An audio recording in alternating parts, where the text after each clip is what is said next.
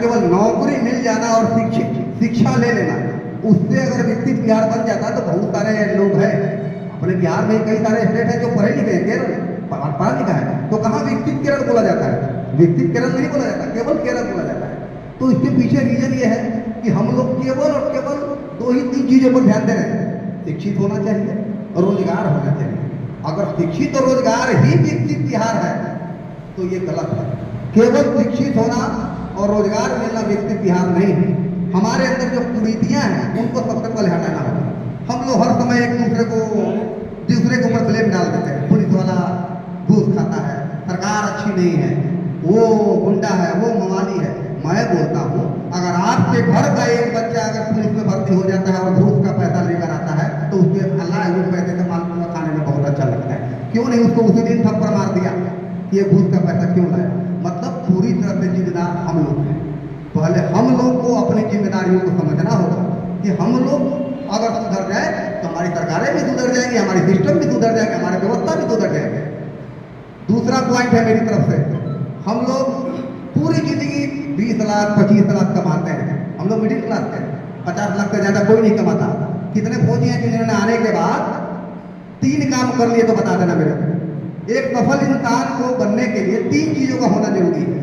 सबसे पहला बच्चों का एजुकेशन, दूसरा बच्चों की शादी और तीसरा बच्चों के लिए घर। लेकिन एक मिडिल क्लास का इंसान ये तीनों काम कंप्लीट कर ही नहीं सकता। अगर बच्चे को बढ़िया से पढ़ाता है तो बच्चों की शादी वो ठीक से नहीं कर सकता, कर्ज में दब जाएगा, घर भी नहीं बना सकता। अगर वो बढ़िया से घर बना लेता है तो बच्चे को पढ़ाई ना कहीं वो कमजोर पाता है और शादी ब्याह में भी कहीं ना कहीं से कर्ज लेना पड़ता है।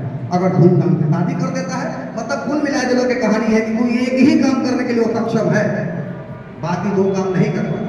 उसका सबसे बड़ा कारण है दहेज प्रथा। और आने वाले भविष्य में इस दहेज प्रथा को लेकर एक आंदोलन छेड़ने का प्लान बना है। हालांकि आपस में मैं सब लोगों से चर्चा करता रहता हूँ, बीच बीच में मैं अपने घर में भी चर्चा करता हूँ।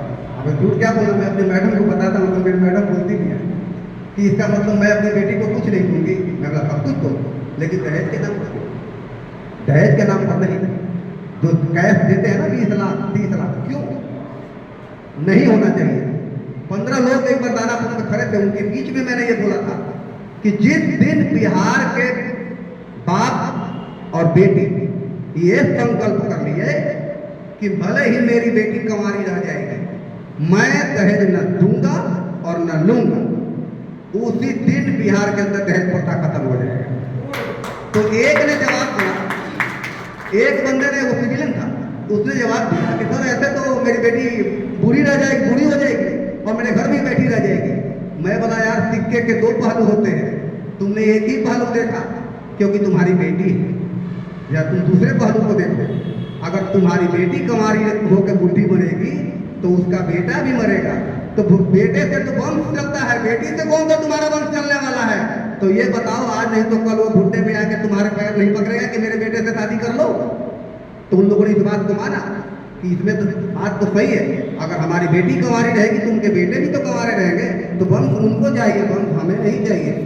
तो इस बात को फॉलो करना पड़ेगा सब लोगों को। लेकिन यहाँ समस्या भी एक और आ जाती है, अगर एक बेटी के साथ एक बेटा हो गया तो वो चुत्तर पे ताली मारता है कि चलो एक तरफ से देख तो दूसरी तरफ प्लाज्मा निकाल लेंगे। एक तरफ अगर हम देख रहे हैं तो दूसरी तरफ प्लाज्मा निकाल लेंगे। तो वहां पर हमारे सोच को बताना होगा, मेरी एक बेटी है और एक बेटा है, मैं अपने रिलेशन में अपने घर में बोल दिया हूँ ये चीज। हालांकि मेरी मैडम के ऊपर डेली लड़ाई होता है, डेली एक बार ये मैडम छिड़ता है मेरे घर में कि देखो दहेज की बात नहीं करना। मेरी बेटी मेरे पक्ष करती है कि पापा मैं आपके साथ हूँ, हम लोग, मैं शादी ही नहीं करूँगी ऐसा होगा। मेरी बेटी मेरा साथ देती है, लेकिन मेरी मैडम यहाँ पर खिलाफ हो जाती है कि आप चाहते हो कि मैं अपनी बेटी को कुछ न दूँ, ऐसा तो मेरी बेटी बैठी रह जाएगी। मैंने कोई बात नहीं, बैठी रहेगी तो इसे भी मिशन क्रांति के साथ ले चलूँगा, जहाँ जाऊँगा उसको साथ लेकर, ठीक है। तो इस बात को हम लोग को सोचना होगा। विकसित बिहार का मेन मोटो मेरा यही है, मैं सही बता रहा हूँ। मेन मोटो मेरे को दहेज प्रथा को बिहार से हटाना है, और बिहार से जिस दिन हट गया मैं गारंटी दे रहा हूँ पूरे भारत से हट जाएगा, इसमें कोई शक नहीं। लेकिन क्योंकि देखिए नौकरी तो मिलना बड़ी बात नहीं है, नौकरी 10,000 12,000 की नौकरी हर किसी को मिल जाएगी, लेकिन उससे बिहार विकसित नहीं होगा। आपका घर विकसित नहीं होगा, बिहार कहाँ से विकसित कर लोगे? हमारी हर पीढ़ी कमा रही है, कमाती रह रही है और मर जा रही है। कभी किसी ने सुना कि इस पीढ़ी ने कमाया और अगली पीढ़ी ने बैठ के खाया हो? फिर वो बेईमानी लोगों को छोड़ दो, वो हमारी कैटेगरी में नहीं आते हैं। ठीक है, कोई पीढ़ी कमा रहा है, हर पीढ़ी कमा रहा है, खा रहा है और चला जा रहा है, वो विकसित नहीं हो। विकसित का मतलब ये हुआ कि कभी ऐसा हुआ तो हमारे बाल बच्चों को रोने की नौबत ना आए। हमने ऐसा किया कहा?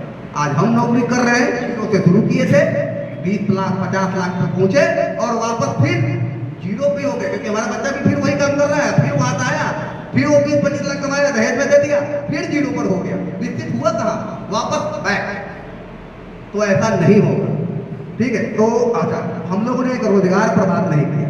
रोजगार का हम लोगों ने व्यवस्था ये बनाया था कि आने वाले भविष्य में मैं और हमारी टीम कोशिश करेंगे, बिहार आज जाकर कंपनियों से बात करेंगे कि अगर बिहार में सरकारें अगर आपको सुरक्षा नहीं दे रही है तो हमारे सभी लोग बहुत हैं जो PSO की ड्यूटी कर रहे हैं, जिनके पास आर्म कॉम्बिनेशन है और बाकी शरीर से तो डंडे वाले हैं ही हम लोग आपको सुरक्षा देंगे और आप लोग बिहार में कंपनियां लगाइए और फौजियों को रोजगार दीजिए, प्लस सिविलियन को तो रोजगार दीजिए जिनको जैसी काबिलियत है, लेकिन हमारे फौजियों को रोजगार दीजिए। और अगर ये संभव नहीं हुआ तो हमारा दूसरा प्लान भी ये था कि जिस तरह हमने एक रुपया इकट्ठा करके BR जनसेवा फाउंडेशन का निर्माण किया है, वैसे ही 1 रुपया इकट्ठा करके BR जनसेवा फाउंडेशन के नाम से फैक्ट्री का निर्माण करेंगे जिसमें केवल और केवल फौजी लोग ही नियुक्त होंगे। ये हमारा जॉब का प्रोफाइल है, ताकि हमारे फौजी लोग बेरोजगार ना रहे। ये सब आने वाला बहुत लंबा प्रोग्राम है, हो सकता है आपकी जिंदगी में पूरा न हो सके,